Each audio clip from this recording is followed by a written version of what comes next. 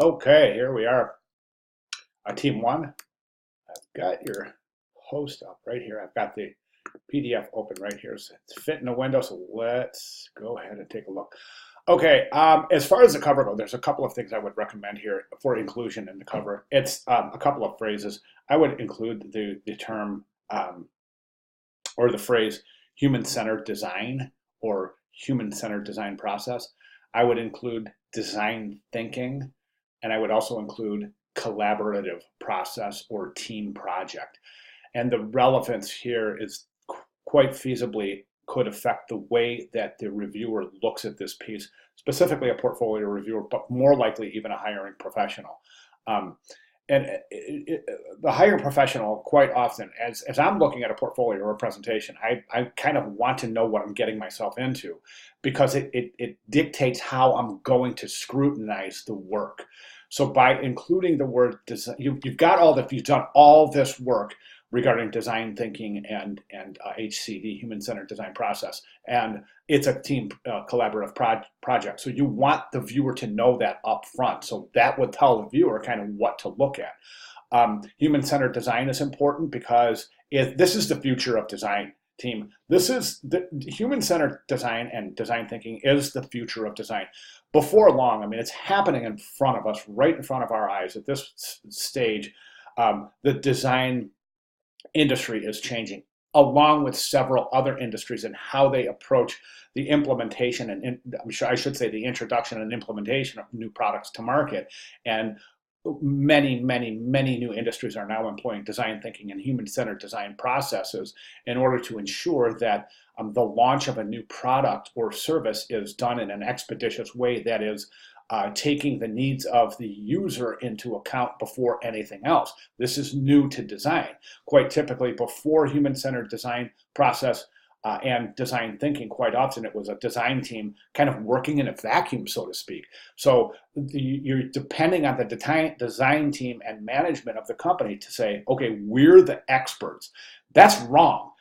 The user is the expert. The user knows what they want. So now, I mean, we're starting to recognize that as an industry, and other industries are starting to recognize that and say, hey, we need to bring the user in here. I think by using the term human-centered design process, design thinking, and collaborative design, I think is going to really help that um, for the reviewer or hiring professional when that time comes to look at this, to know what to look for and how to approach the review.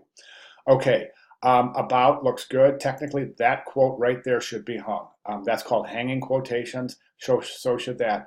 And it's relevant on the left margin because it cleans up that left margin. It's a basic typographic rule, and it's one that I would say I would address that, and I would hang all punctuation because, well, you got a lot of bullets in your presentation, so I'll talk about that in a second because technically bullets should be hung also. What hanging quotation does is it takes that quote right there and it pulls it out into the margin so the T and V is aligned with M and O and the other first letters of the first words on the left margin of the paragraph. Right margin is irrelevant in hanging because it's your rag right, your flush left, rag right, which means we just want to preserve that clean line of the left margin. I think it's smart to separate paragraphs by space instead of indent because there is a limited amount of type. And as far as typography goes, these letters, 360, 1958. If this is a typeface that includes open type capabilities, I would recommend seeing if there's old style numerals to use in your presentation of numbers. The reason being is old style numerals are more in line with the X height, the ascender and descender heights of the given typeface. So they don't make these big separations in type. Like right now, if you just kind of glance at this page, you're drawn to this area right here because the 360, technically, numbers are presented larger than letters in any given typeface. That's why we accommodate that with old style. Or the option is to just reduce the type size there by about 2 points, a point or two, just to bring it down so it doesn't attract so much attention to it. Fun to drive, since that is in you know, you've got this business core. Yeah, yeah. I think I mentioned this last time, but this again could be critical to the success of this. This starts out as a quote, but I don't see the end quote here. Um, so I would just remove that quote. That way you won't have to hang that quote. And then over here, fund to drive. That doesn't really seem like it's a quote. I mean, that's not a quote by a given person. I would say remove the quotes around that as well. That is an M dash, and that is correct use of dash. However, typically an M dash doesn't include, M dash separates a thought. N dash separates a series of numbers, and a dash, we know what a dash does. So, okay, and I'm also seeing something else here. So this would be no quotes here. Then there's a after drive, just N dash, no space before or after the M dash, and then just start with the consistent philosophy. Theoretically, after the M dash, the word "the" should not be capitalized. This looks like a really short line that's kind of destroying the right rags in your typography. That doesn't seem like that's a separate paragraph.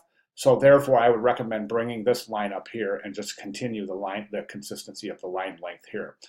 Additionally, we have this open quote over here. We have a closed quote at the end. So again, this isn't really indicative of a quote. So I would definitely consider removing that. Okay, I do remember now that I'm looking at this, I think this image right here is really super washed out, meaning it's got too much highlight in the detail. There's not a whole lot of shadow in the detail.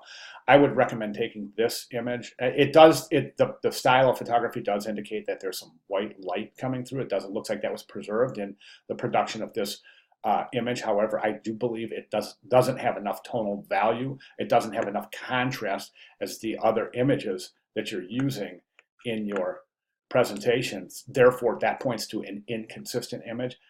Take this into Photoshop and do a levels or a curves adjustment layer to increase the contrast, to increase the darkness of the tone, the dark end of the tonal distribution. Also, speaking of images, I didn't mention this when I was talking about the cover, but I do think this is relevant. The background color is, I think it's much better. However, I'm not real sure a really great way to make this completely harmonious. And you may have done this. If you did, forgive me, because you could possibly have. But go in here and take a sample of some of the green. This is your parent image, right? This is the image you're using to introduce the project. So you can come in here in Photoshop and sample one of these areas of green to use it for the background, or even one of these areas of blue to use it for the background. I wouldn't mind seeing how blue looks on the background as well. Okay, so that takes care of, and that typography I mentioned on the first page, that's relevant for the entire presentation. Okay, good job. Problem and analysis, excellent. Okay, good job. I've ran this across my cursors to see if you're using grid lines consistently, and you are. That's excellent.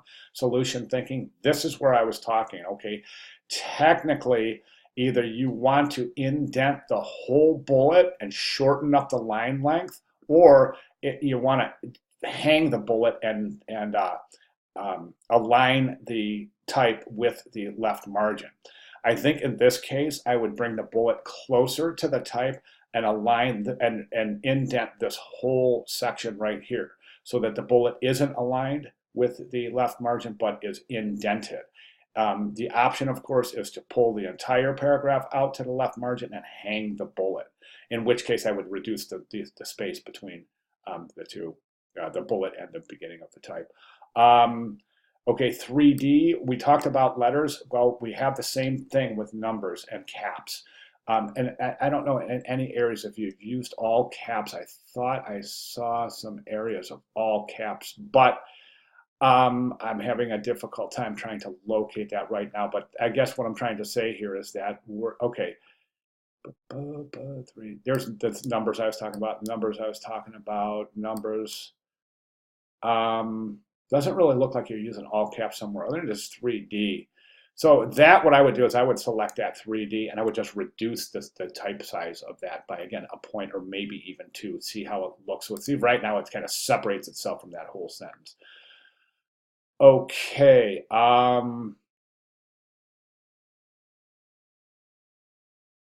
problem analysis, solution thinking, excellent. Market analysis, excellent. Really good stats here, good job. Vehicle configurator kiosk. Okay, and this page, I would say that these are the final three ideas, and then I would say somewhere I would say this is the idea the team selected to move forward with. That way the viewer knows that all three teammates submitted ideas and that only one was picked. So you want to make that specifically clear.